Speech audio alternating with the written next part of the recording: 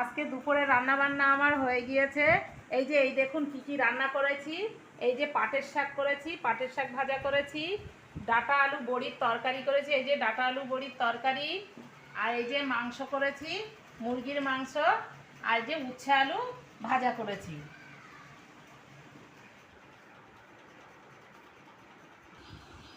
আমি যে রান্নাগুলো করেছি এই রান্নাগুলো আপনাদের কেমন লাগলো কমেন্টসে জানাবেন। আর বেশি কথা না বলে এখন আমি খাওয়া শুরু করছি।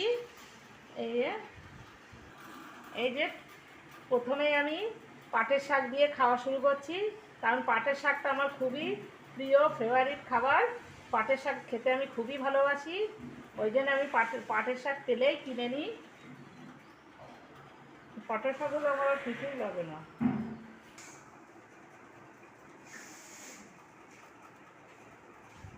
এই যে শাক দিয়ে আমার খাওয়া হয়ে গিয়েছে, এখন আমি উচ্ছে আলু দিয়ে খাবো।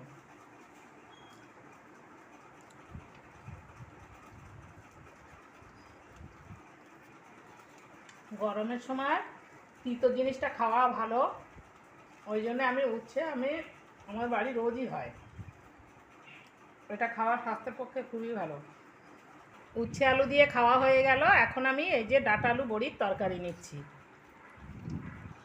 ডাঁটা আলু বড়ির তরকারি আমার খাওয়া হয়ে গিয়েছে, এখন আমি এই যে মাংস দিয়ে খাবো।